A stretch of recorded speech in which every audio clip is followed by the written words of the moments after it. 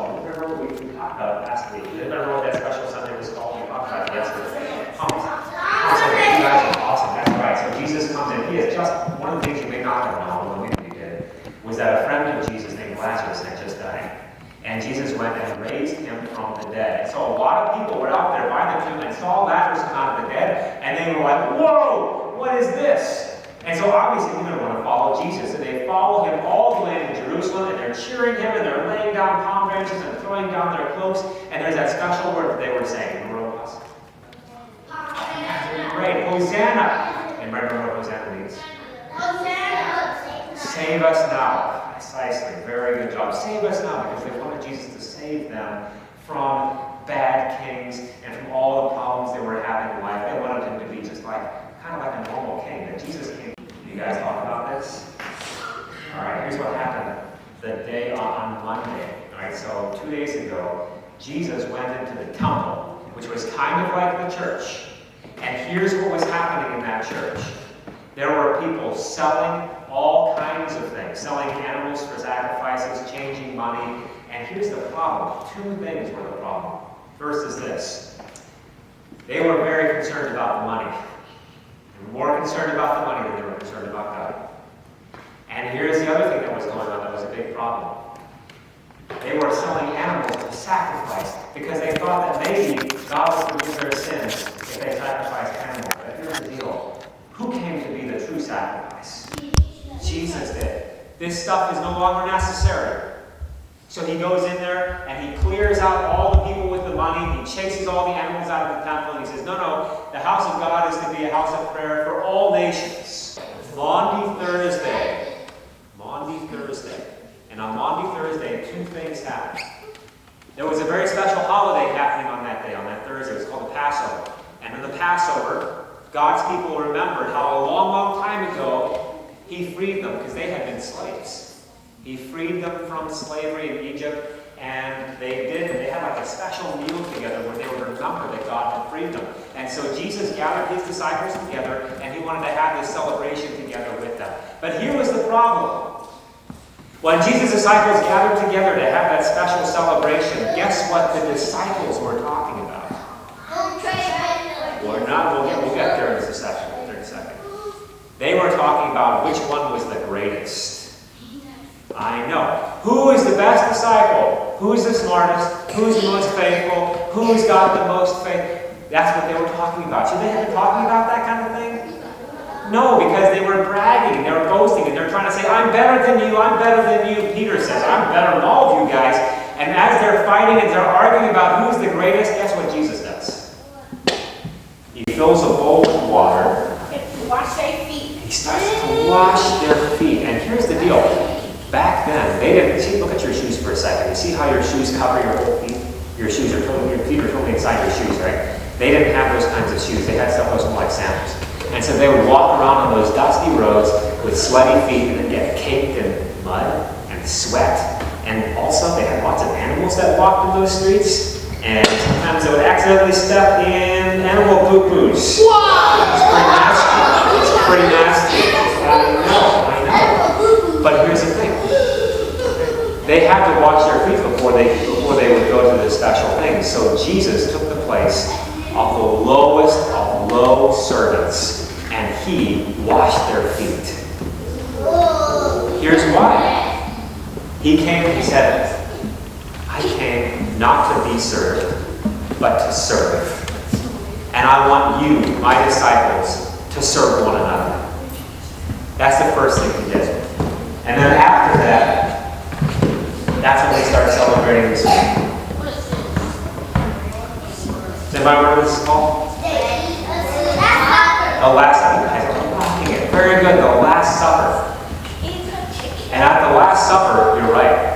Right around this time, the disciple named Judas sneaks out because he is going to betray Jesus, sell Jesus. For how? Does everybody remember how many pieces of silver? 30 pieces of silver, which is not much money at all back then. Actually, it wasn't very much. He was going to sell Jesus out because he loved money more than he loved Jesus. Now, you are right, that's what he said. So Jesus takes up bread and he says, "This is my body given for you." And then he takes the cup and he says, "Drink of it, all of you. This cup is the New Testament in my blood, which is shed for you for the forgiveness of sins. This do as often as you drink of it in remembrance of me." And you know what's so cool? Here in this church, we do this every Sunday. Every Sunday. It's called communion, or the Lord's Supper. We do that every single Sunday. There are churches all around the world that do this, remembering what Jesus did for us. And we believe that even in communion, Jesus gives us his own body and blood for our forgiveness. It's a wonderful thing. Jesus does this. And he even gives it to people. Now, here's the amazing thing. Does Jesus know what's going to happen here in just a few minutes? He does. Jesus knows exactly how the rest of this is going to play out. He knows that Judas is going to betray him. He knows that the disciples, are they going to stay next to Jesus? They don't, do they? What do? They sleep, and then when the guards come, they all run away. But even though Jesus knows they're going to do that, he stayed right here with them, and he gives them this gift because he loves them. And he knows that they will need his forgiveness, and he gives it to them. Do you need God's forgiveness? I do a lot. I do all the time. I do things I know that I shouldn't. I think things that I shouldn't. Sometimes I say things that I shouldn't. But God is gracious and merciful, and that is the reason Jesus came, to forgive our sins. So here's a wonderful thing. After they celebrate the Lord's Supper, the Last Supper, they go out to Jesus' favorite garden. And they sing a hymn, just like we sing hymns. Jesus sang hymns. Did you know that? They go out to this garden. You're right, the disciples were sleeping. Jesus is praying because he knows what's coming up. And guards come and they arrest Jesus. And there's something that wasn't in our reading for today. Here's what happens. Peter, see this man with the sword right here? He comes and he sees one of the guards coming to arrest Jesus. And you know what he does with his sword? He strikes at one of the guards and cuts his ear off. He cuts the guy's ear off. You know what Jesus does? Does he say, "Keep fighting, save me, protect me"? Is that what Jesus says? No. He says, "Peter, put your sword away." And he walks over and he picks up the guy's ear and he puts it back on his head and heals him. Isn't that amazing? And I actually believe that this man became a Christian. I would too if someone came up and healed my ear like that. So they lead Jesus away. And this is what happens to him after that. He goes to several different places, but he especially goes and stands in front of this guy. That's the king. He's not a king. You're close. He's not a king. He's a governor. Exactly. Right. And so in our creed, when we say it together, right, we talk about Pontius Pilate, don't we? Yeah. Pontius Pilate was the governor, and all of the Jewish people, they came and they were saying, well, these guys over here that brought Jesus to Pilate, they know in their minds they don't like Jesus at all, because here's what they think. They think, man, everybody used to pay attention to us. Everybody used to love us. Everybody used to listen to us and follow us around, and now they're not following us anymore. Guess who everybody's following? Jesus. Do they like that? Yes. They don't like that at all. No, they want people to love them, and they want people to follow them. They are jealous. So they bring Jesus to this man, Pontius Pilate, and they say, "Pilate, we want you to put Jesus to death." Now, would he care if these guys were jealous? He doesn't care. He doesn't care that they're jealous. So there's what they're thinking. All right, this guy's not going to care if we're jealous. He doesn't care about that at all. But what if we tell him that Jesus wants to be the king, and he wants to take out the current king that's in power now, and he wants to be that king? Would this guy care if that were the case? No. Oh yeah, he would really care if Jesus wanted to make himself a king. So they said, well, Pontius Pilate, this guy, he said he wants to be the king, and we know Jesus is not the king. We've already got a king. We've already got a king. So Pilate hears about this, and he sentences Jesus to death. And all the people, Pilate comes out several times when we get to hear about this, but Pilate comes out and he's talking. All these people have gathered, and they all want Jesus to die. And so he says, what are you going to do with this guy, Jesus? And they all shout out, "Crucify him, crucify him." Eventually, Pilate tries to save him for a while, eventually he hands him over and crucifies him. We heard from our reading today that there was a person here, and there was a person here. This is Mary, the mother of Jesus. She was at the foot of the cross. She was right there as Jesus was dying. And this is one of his disciples named John. He was right there when Jesus was dying on the cross. Now the man over here was very different than the man over here. This man over on this side of Jesus, this man on this side of Jesus made fun of Jesus and said stuff like, hey, if you think you're the Christ, you think you're the Son of God, prove it.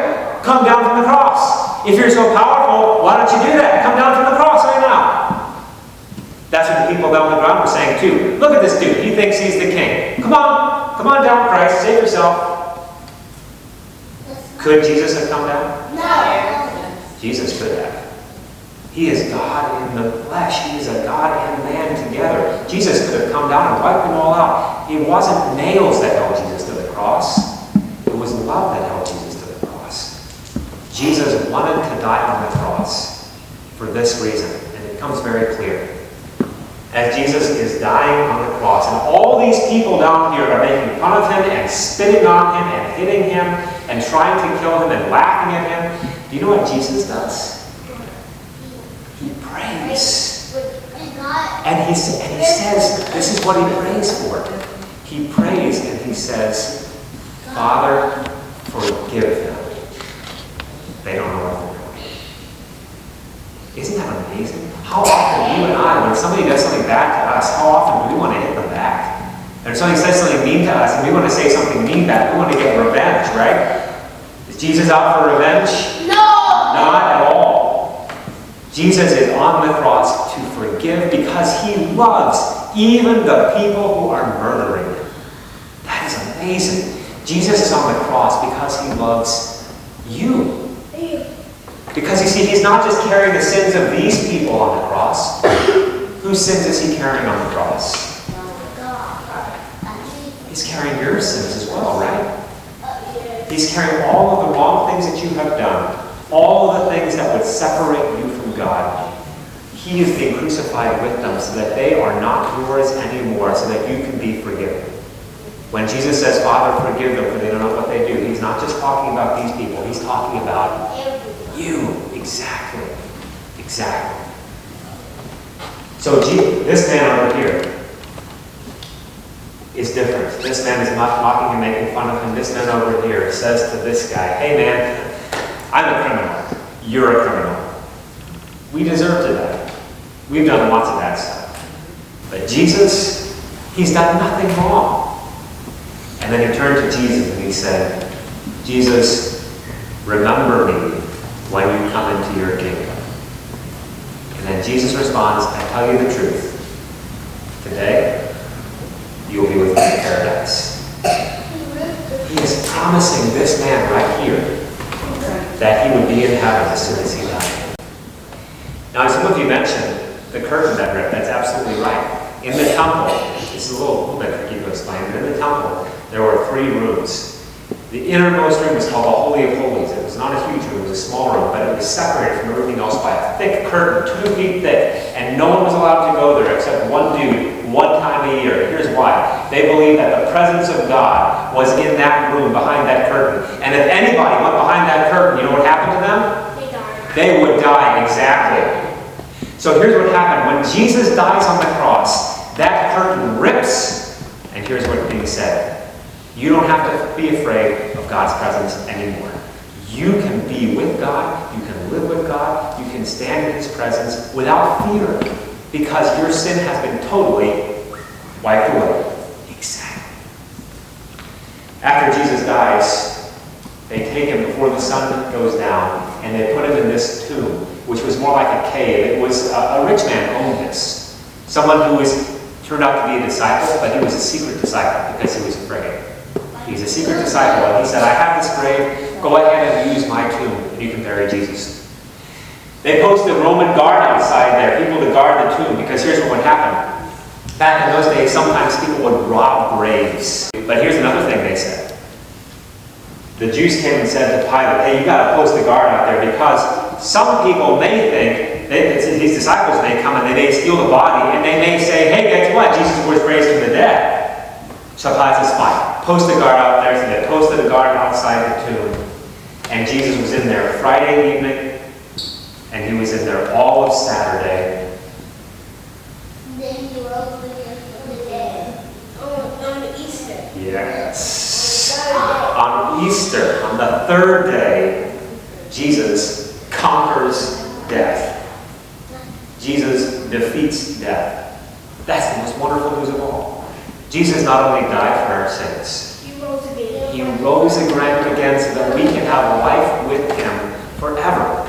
I don't want to talk about that too much right now. We're going to talk about that more next week.